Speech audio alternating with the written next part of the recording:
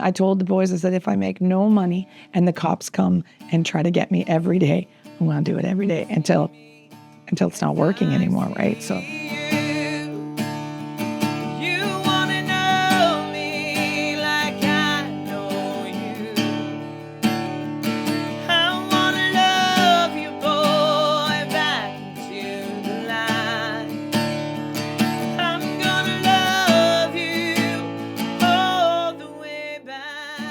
I see children will literally yank on their parents to make them give me money. Like, it's the weirdest thing. Like, the kid will be 4 or 5 years old and he'll demand his mom come.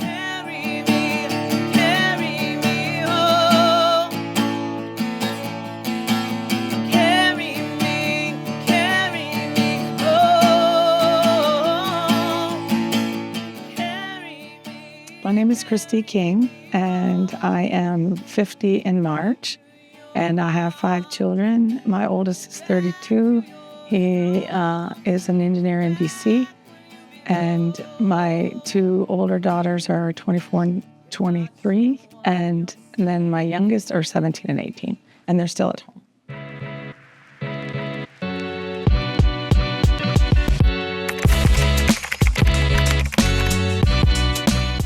I'm American, and I married a Canadian, and so I moved to Toronto about 10 years ago from up north, and I love the city, and I love all the cultures and all the people.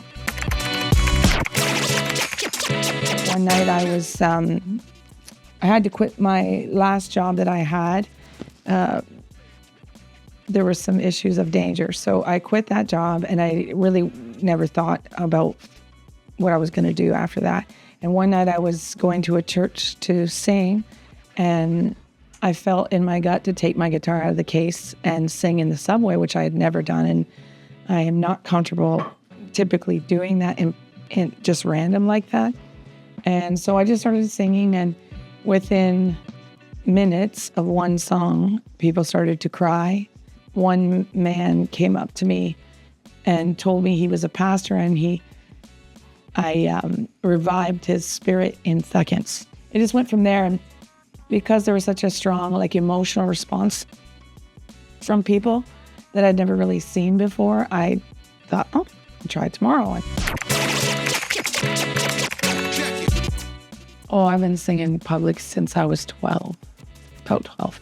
I was very socially paralyzed. I couldn't speak to anyone hardly, and I was afraid of everyone, and I was afraid to even move in front of people or walk in front of them in a crowd.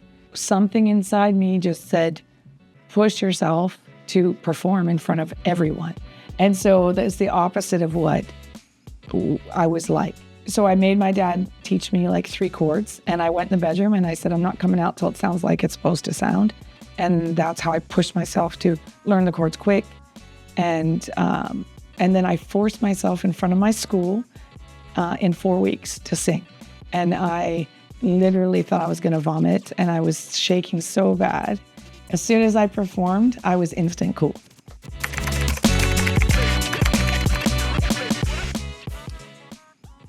Well, mostly in the subway, I started doing it because the emotional responses I was getting. Like, I remember one time at Bloor Young, a man had jumped in front of the train and killed himself. All the police were distracted by that crisis, and the trains weren't going anywhere. So I started singing in Bloor Young, which I usually get kicked out because I'm not licensed.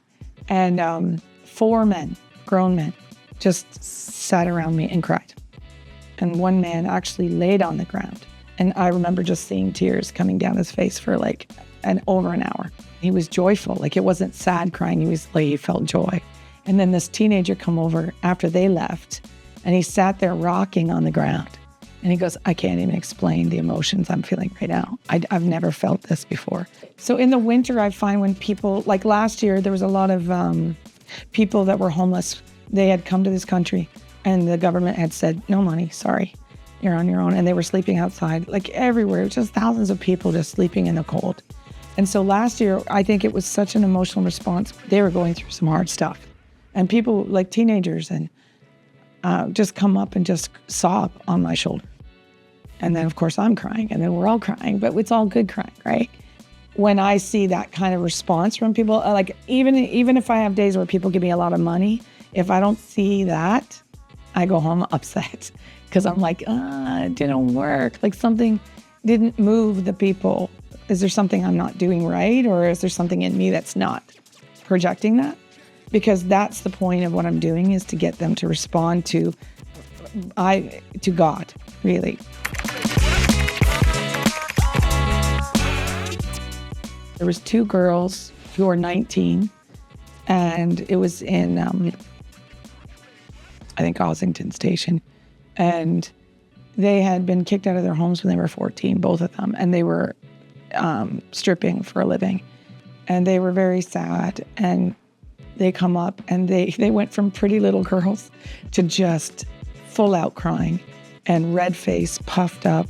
And they just sobbed and sobbed. And at that night, I had brought a man with me who was from an Asian country. I'm not sure where he was from, but he sang with me. And they were like, no, I'm not going to go near men. He's a jerk.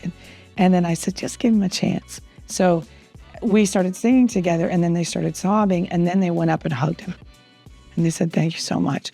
And so we talked for about 2.5 hours about how not to feel shame for what they're going through, and that, that God can just walk them through slowly and walk them out of whatever they don't want to be in anymore. And sometimes it takes time, and not to feel shame or guilt, but just let him walk you through and walk you out, one piece at a time. And it was just it was a powerful night.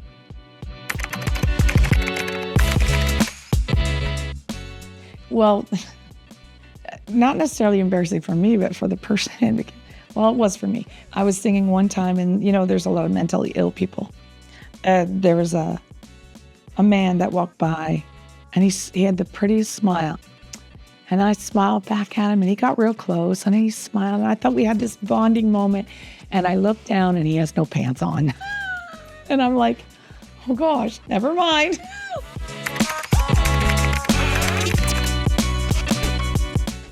Call it Esther's song. There's a story in the Bible where Esther marries the Persian king, and she's a Jewish girl. And so you have the Muslim and you have the Jewish get married, and they fall in love.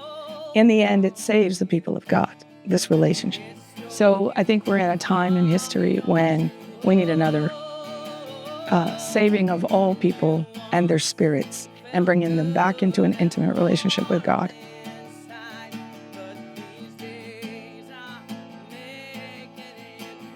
I got up at like 5 a.m, and this was a spiritual concept that I wanted to try to put into a song. And I thought, it's kind of complicated what I was trying to portray. And I didn't want it to sound seductive, but I wanted it to sound like symbolic, and calling the sons, like the boys, into a love relationship with God. But also it's kind of a strange, almost like a romance with God, right? And I thought, well, how do you write a song like that doesn't sound weird and creepy, right? So I got up at 5, and the thing wrote itself in 10 minutes. And even my husband, who never gets out of bed, he gets out of bed and he's like, I didn't even, I honestly don't think I wrote it. It just wrote itself. So in completion, in 10 minutes, not even. So anyway, I'm proud of that song. I would say perform anyway, no matter how scared you are. In fact, here's what I tell my kids. Guaranteed, the thing that you struggle with as a child the most and you fear the most is most likely your calling. So if the enemy of your mind, I call it Satan, you can call it what you want, but the enemy of your mind, if he's attacking something about you and some of your talent, if he's attacking a skill in your life as a young person, I can almost guarantee you that if you do the opposite of what he's wanting you to do, which is stop doing that thing, that's actually your calling. The thing you think you're the weakest at and the worst at, that's actually what you're supposed to be doing.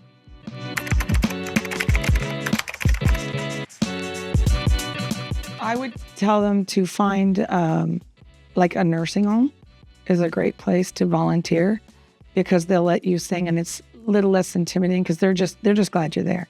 or in front of like a family gathering, ask if you can do that, or open mic night. But the main thing is to push yourself beyond your terror of performance, because singing is performance and singing, 98% mental.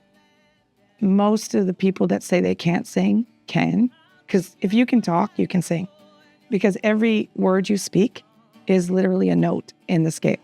Push yourself to perform. I don't care if you're throwing up. Go throw up and then go out there and do it anyway. And if you're shaking, shake, sing.